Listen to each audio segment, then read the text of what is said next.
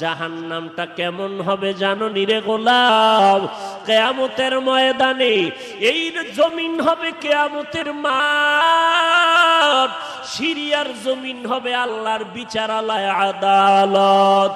আল্লাহ পাক ওই দিন থাকবেন আদালতের সুপ্রিম পাওয়ারের বিচারপতি, মালিক ইয়াউমিদ্দিন।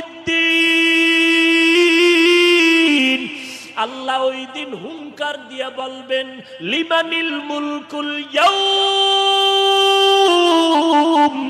লিল্লাহিল ওয়াহিদিল কাহ্হার। আজকের কিয়ামতের দিনের রাজত্ব কার? এই কথাটা যখন আল্লাহ জবানে বলবেন কুদরতে, আল্লাহর কুদরতের জবানের আওয়াজটা এত বড় বিকট হবে, হাসরের ময়দানের সব কোটি কোটি কোটি কোটি কোটি হাজার লাখ কোটি মানুষ উলঙ্গ, নারী পুরুষ উলঙ্গ, সূর্যটা মাথার উপরে। আল্লাহর এই হুঙ্কারে হাসরের ময়দানটা থরথর করে কেঁপে উঠবে। ওই মানুষগুলো বেহুশ বেকারার হয়ে যাবে, কেউ জবাব দিতে পারবে না। আল্লাহ নিজে জবাব দিয়া বলবেন, মহারাগে রাগান্বিত আল্লাহর। আল্লাহ সেদিন গুনাহগারের বেলায় কেমন রাগান্বিত হবেন। আল্লাহ বলবেন, সূর্য তুই কই? একটু নিচে নেমে আয়।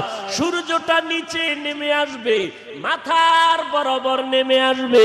আল্লাহ রাগান্বিত কুদরতের আওয়াজ দিয়া বলবে, সূর্য তোর যত মুখ উপরে আছে নিচের দিকে করে দাও, যত তাপ আছে জমিনের মধ্যে ছেড়ে দাও।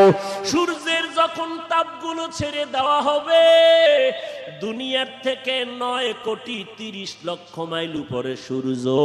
দিনের বেলা ছিল, রাতের বেলা নাই। এরপরও ঘাম সহ্য করতে পারি না, গরম সইতে পারি না।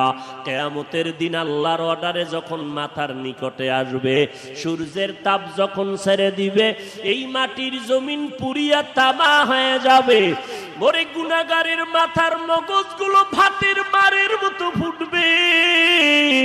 পায়খানার রাস্তা দিয়া পেটের নারী ভুঁড়ি গুলো পড়তে থাকবে। কান্না, চোখের পানি শেষ, রক্ত পড়া শুরু হয়ে যাবে। ওই কঠিন মুসিবতের সময় আমার নবী বলেন, যে নবীদের কোনো গুনাহ নাই তারাও শুধু কান্না করবেন, নাফসি নাফসি বলে কাঁদবেন। কেমন ভয়ঙ্কর হালাত হলে কান্না করবেন।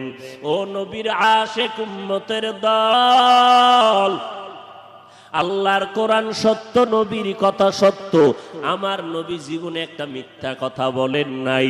এই কথাগুলো তুমি মিথ্যা মনে করে ফেলে দিও না। আলেম ওলামারা মিথ্যা বলেন না রে বাবা।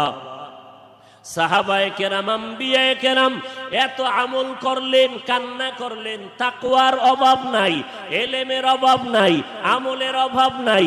এরপরেও যদি তারা কান্না করতে পারেন, তো আপনার আমার কি পরিমাণ কান্না করা দরকার।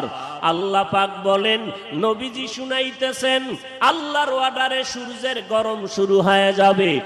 আর আল্লাহ পাক বিচার কাজটা শুরুর শুরুতে আবার একটা হুঙ্কার দিয়া বলবেন, ওয়ামতাজুল ইয়াউমা আইয়ুহাল মুজরিমুন। ও গুনাহগারেরা, নেককারদের থেকে তোমরা আলাদা হয়ে যাও। নেককারেরা আলাদা, গুনাহগারেরা আলাদা।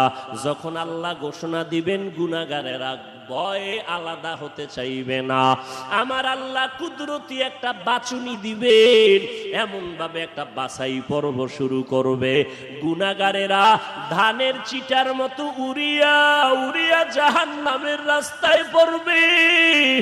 আল্লাহ তাআলা এদের বলবে, ও জাহান্নামের ফেরেশতারা তোমরা কই? এই বেনামাজি নাফরমানের হাতে শিকল লাগাইয়া বাঁধো, এরপরে লাইনে দাঁড় করাও। আমি এদেরকে আমল নামা দিয়া এরপরে বিদায় দিব। যা, তোর জীবনের আমল নিয়ে তোর কৃতকর্মের ফলাফল ভোগ করতে যা। আল্লাহর নবী বলেন, গুনাহগারেরা যখন লাইনে দাঁড়ায় যাবে, আর যারা ডান পার্শ্বে নেক আমলওয়ালা, আল্লাহ বলবেন ও নামাজি বান্দারা তোমরা দাঁড়াও, সূর্যের গরম তোমাদেরকে কষ্ট যেন দিতে না পারে। আমি আল্লাহর ডান পার্শ্বে একটু যাও, ওখানে নূরের তৈরি আরশে আজিম,